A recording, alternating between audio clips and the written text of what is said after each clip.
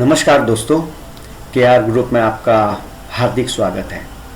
दोस्तों अभी सुबह के 5 बजे हैं, बहुत ठंड है। हम लोग अभी लाचुंग में हैं। हम लोग कल रात को लाचुंग पहुंच गए थे। कल सुबह हम लोग गैंगटॉक से निकले थे। रात भर जहां हमको ठहराया था वहां लाइट नहीं थी, अंधेरे में हमने पूरी रात निकाली है।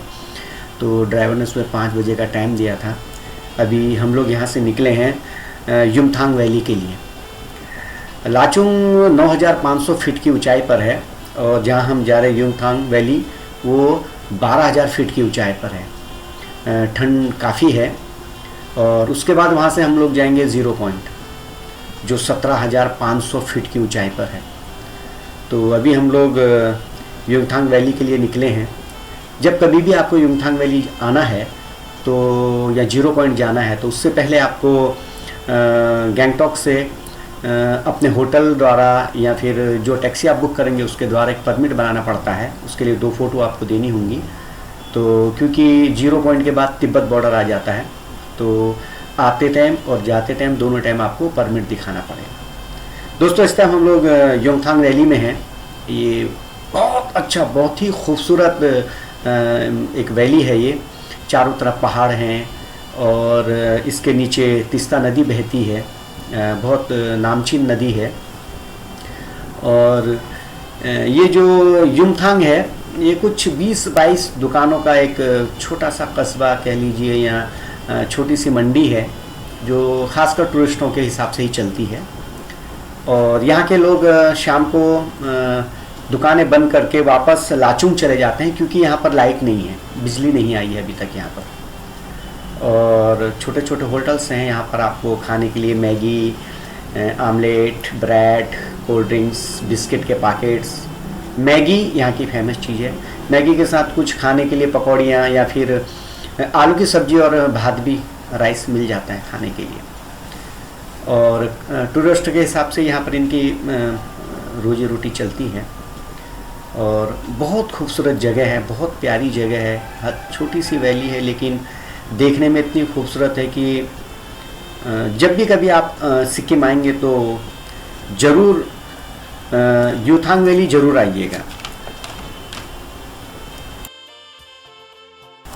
सिक्किम आने के बाद आप नॉर्थ सिक्किम ज़रूर घूमिएगा। रास्ते में इतने खूबसूरत खूबसूरत झरने आएंगे, फॉल्स, कि आप खुश हो जाएंगे। अब हमारे पास टाइम तो कम था, हमने फॉल के कुछ फोटोग्राफ्स तो निकाली नहीं। शायद हम लोग लौटते वक्त अगर हमें मिलेगा तो समय मिलेगा तो हम लोग निकालेंगे। कुछ फ़ोटो चलते चलते हमने निकाली है। कहीं कहीं पर रुक के थोड़ी 5 मिनट के लिए रुके हैं तो वो फ़ोटो निकाली है, मैं आपको दिखाऊंगा। और आपने इसको एक झरनों का शहर भी कह सकते हैं। कश्मीर के बाद अगर आप स्वर्ग धरती में कहेंगे तो नॉर्थ सिक्किम को कहेंगे। इतनी प्यारी जगह, बहुत प्यारी जगह है। ये याक, जिसको हम हिमालयन घोड़ा भी कहते हैं, बहुत लंबे लंबे बाल होते हैं इसके सर्दी से बचने के लिए। तिब्बतियन लोग और भूटिया लोग इसको पालते हैं और इसमें अपना सामान लाकर इधर से उधर लेके जाते हैं। बहुत खूबसूरत वैली है दोस्तों। ऐसा मन करता है कि कहीं कोने पर 2 घंटे शांति से बैठ जाऊं, मगर ड्राइवर ऊपर से हॉर्न बजा रहा, जाना ज़रूरी है। मैं यहाँ पर अपने परिवार के साथ आया हूँ। मेरी पत्नी और मेरा बेटा मेरे साथ है। उनको मुझे तीस्ता नदी भी घुमाना है। और चलो अब तीस्ता नदी की तरफ चलते हैं। दोस्तों हमारे ड्राइवर ने बताया कि तीस्ता नदी का ब्रिज क्रॉस करने के बाद ऊपर जाके एक हौज आता है, एक हमाम आता है जिसमें गर्म पानी है। उसमें काफ़ी टूरिस्ट लोग नहाने जाते हैं। 2 डिपार्टमेंट में, उसमें लेडीज और जेंट्स। तो कभी इधर आना हुआ तो आप लोग ज़रूर जाके वहाँ आनंद लीजिए गर्म पानी का। समय के कमी के कारण शायद हम तो नहीं जा पाएंगे क्योंकि ड्राइवर ने थोड़ी सी टाइम हमको दिया है तीस्ता नदी घूमने के लिए, ये वैली घूमने के लिए। उसके बाद हमको ज़ीरो पॉइंट पहुँचना है और वहाँ से हमको शाम को रिटर्न भी आना है क्योंकि रुकने की कोई व्यवस्था नहीं है। और इसलिए हम लोग जल्दी जल्दी यहाँ का घूम फिर के हम लोग ऊपर जाएंगे और वहाँ से फिर हम लोग ज़ीरो पॉइंट की तरफ चलेंगे। दोस्तों ये तीस्ता नदी है।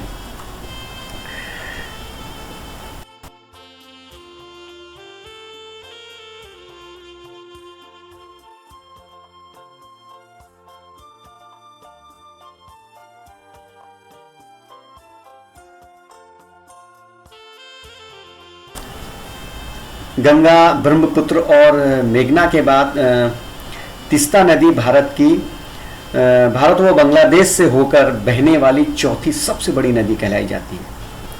सिक्किम की पहाड़ियों से निकलकर भारत में लगभग 300 किलोमीटर का सफर तय करने के बाद ये नदी बांग्लादेश जाकर मिलती है।